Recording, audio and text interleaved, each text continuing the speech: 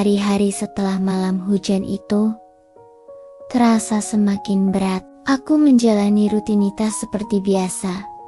Bangun pagi, sekolah, membantu ibu, lalu tidur. Tapi perasaanku tidak pernah benar-benar tenang. Ada sesuatu yang terus mengganjal di dada. Seperti beban yang tidak kelihatan, tapi selalu menekan. Aku sering melamun di kelas, menatap papan tulis, tanpa benar-benar memahami apa yang guru jelaskan. Teman-temanku mengira aku hanya kelelahan, tapi sebenarnya pikiranku terus kembali ke percakapan ayah dan ibu malam itu. Aku ingin bertanya, ingin sekali, tapi setiap kali aku melihat wajah ayah yang semakin muram dan ibu yang semakin sering terdiam, keberanianku langsung menghilang. Aku takut jawabannya, takut kalau kenyataan yang akan kudengar terlalu menyakitkan. Sampai suatu sore, aku pulang lebih cepat dari biasanya. Sekolah diliburkan karena hujan deras sejak pagi. Jalanan desa sepi. Tanah merah berubah jadi lumpur lengket. Saat aku sampai di rumah, aku melihat pintu depan tidak tertutup rapat. Dari dalam, terdengar suara ayah dan seseorang yang asing bagiku. Aku berhenti melangkah. Jantungku berdetak cepat. Suara itu berat, dingin, dan terdengar tidak sabar. Aku sudah terlalu lama menunggu, kata suara itu. Beri aku kepastian. Ayah menjawab dengan nada rendah, hampir seperti memohon. Aku tidak bisa mendengar jelas, tapi aku tahu ayah sedang tertekan. Tanpa sadar, aku berdiri di balik dinding, kembali menguping seperti pencuri di rumah sendiri. Aku mendengar kata utang disebut berkali-kali. Angka-angka disebutkan. Jumlah yang bagiku terasa sangat besar. Suara ayah terdengar gemetar. Tidak seperti ayah yang ku kenal selama ini. Aku menutup mulut dengan tangan agar isaku tidak keluar. Tak lama kemudian, suara langkah mendekat. Aku panik dan cepat-cepat masuk ke kamar. Berpura-pura baru datang. Beberapa menit kemudian, pria itu keluar dari rumah kami. Aku hanya sempat melihat punggungnya dan motornya yang besar. Wajahnya tidak sempat kulihat, tapi kehadirannya meninggalkan rasa dingin yang menjalar ke seluruh tubuhku. Ayah masuk ke kamar dan melihatku. Matanya merah, wajahnya pucat. Ia bertanya singkat, "Kamu dari mana?" "Sekolah libur." "Ya," jawabku pelan. Ayah mengangguk, lalu pergi ke dapur tanpa berkata apa-apa lagi. Aku tahu ada sesuatu yang sedang ia sembunyikan, dan aku mulai mengerti. Utang itu bukan sekadar masalah kecil. Malamnya, aku mendengar ibu menangis lebih keras dari biasanya. Aku memberanikan diri keluar kamar. Ibu duduk di lantai dapur, menutup wajah dengan kain. Ayah duduk di kursi kayu, kepalanya tertunduk.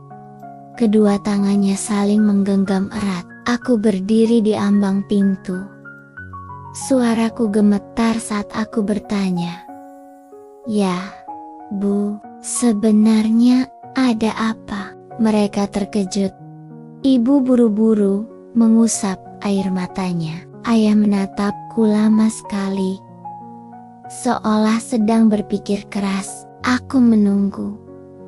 Jantungku berdebar tidak karuan. Akhirnya ayah menghela napas panjang. Napas yang terdengar seperti menyerah. "Maafin ayah, Eri," katanya pelan. Selama ini ayah gak pernah cerita apa-apa. Ayah mulai bercerita dengan suara tertahan tentang sawah yang hasilnya semakin sedikit, tentang musim yang sering gagal, tentang biaya hidup yang terus naik, sementara penghasilan tetap segitu-gitu saja, tentang bagaimana ia terpaksa meminjam uang agar kami tetap bisa makan dan aku tetap bisa sekolah. Utang itu awalnya kecil, tapi bunga terus berjalan. Lama-lama, jumlahnya membengkak. Ayah mencoba menutupinya dengan utang lain, berharap suatu hari hasil panen bisa menutup semuanya. Tapi kenyataan tidak pernah semudah harapan. Aku mendengarkan sambil menangis, dadaku terasa sesak. Aku tidak menyangka ayah menanggung beban sebesar itu sendirian.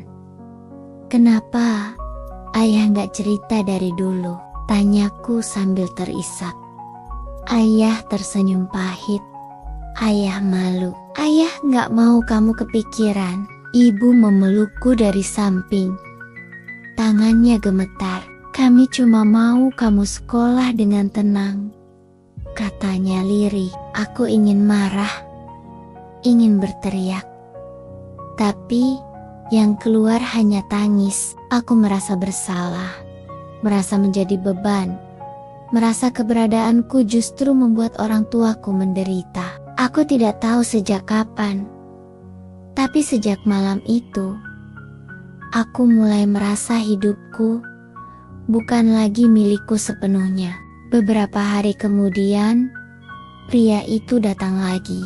Kali ini aku melihat wajahnya jelas. Usianya sekitar 50-an, tatapannya tajam, cara bicaranya tegas. Ia duduk di ruang tamu bersama ayah dan ibu, sementara aku diminta duduk di kamar. Tapi aku bisa mendengar percakapan mereka. Ia memberi tenggat waktu. Jika utang tidak dibayar, sawah akan diambil. Rumah kami bisa ikut disita. Kata-katanya dingin, tanpa empati. Setelah ia pergi, ayah terlihat semakin hancur. Ia memukul meja pelan, seperti orang yang sudah tidak tahu harus berbuat apa. Ibu menangis tanpa suara. Aku mendekat dan memeluk mereka berdua. Dalam hati, aku berjanji pada diriku sendiri, apapun yang terjadi, aku tidak ingin menjadi alasan keluarga ini hancur. Malam itu, aku kembali tidak bisa tidur.